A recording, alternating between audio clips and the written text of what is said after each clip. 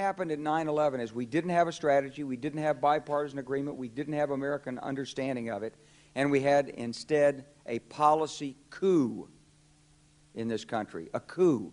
A policy coup. Some hard-nosed people took over the direction of American policy, and they never bothered to inform the rest of us. I went through the Pentagon 10 days after 9/11.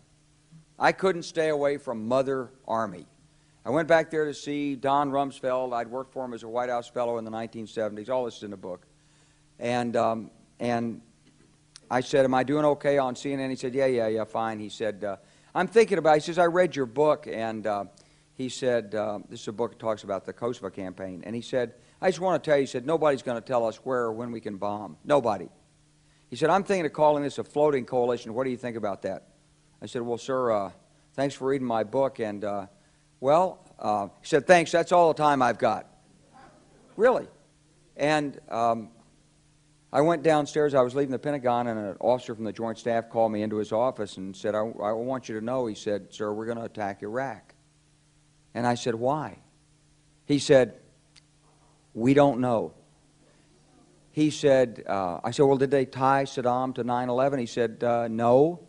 And then I came back to the Pentagon about 6 weeks later. I saw the same officer. I said, why haven't we attacked Iraq? We still going to attack Iraq? He said, oh, sir. He says, it's worse than that. He said, he pulled up a piece of paper off his desk. He said, I just got this memo from the Secretary of Defense's office that says we're going to attack and destroy the governments in 7 countries in 5 years. We're going to start with Iraq, and then we're going to move to Syria, Lebanon, Libya, Somalia, Sudan, and Iran. I said, 7 countries in 5 years. I said, is that a classified memo? He said, yes, sir. I said, well, don't show it to me. He was about to show it to me. He said, because I want to talk about it. And I sat on this information for a long time, for about 6 or 8 months. I was so stunned by this, I couldn't begin to talk about it. And I couldn't believe it would really be true, but that's actually what happened. These people took control of the policy in the United States. And I realized then, it came back to me, a 1991 meeting I had with Paul Wolfowitz. You know, in 2001 he was Deputy Secretary of Defense, but in 1991 he was the Undersecretary of Defense for Policy. It's the number 3 position in the Pentagon. He said, and we've got about 5 or 10 years to clean up those old Soviet client regimes, Syria, Iran, Iraq, before the next great superpower comes on to challenge us.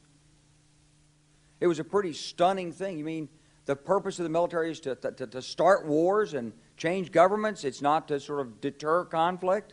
We're going to invade countries? And you know, my mind was spinning. And I put that aside. It was like a nugget that you hold on to. This country was taken over by a group of people with a policy coup. Wolfowitz and Cheney and Rumsfeld, and you could name a half-dozen other collaborators from the Project for a New American Century. They wanted us to destabilize the Middle East, turn it upside down, make it under our control. It went back to those comments in 1991. Now, did anybody ever tell you that? Was there a national dialogue on this? Did senators and congressmen stand up and denounce this plan? Was there a full-fledged American debate on it? Absolutely not. And there still isn't. They could hardly wait to finish Iraq so they could move into Syria. It was like a laydown. Oh, our legions are going to go in there. This wasn't what the American people voted George Bush into office. Well, they didn't actually vote him into office, but it wasn't what many of the people who...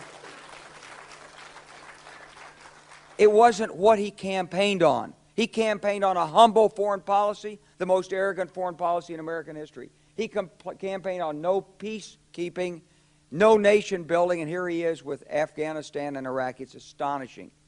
Whether you're a Democrat or a Republican, if you're an American, you ought to be concerned about the strategy of the United States in this region. What is our aim? What is our purpose? Why are we there? Why are Americans dying in this region? That is the issue.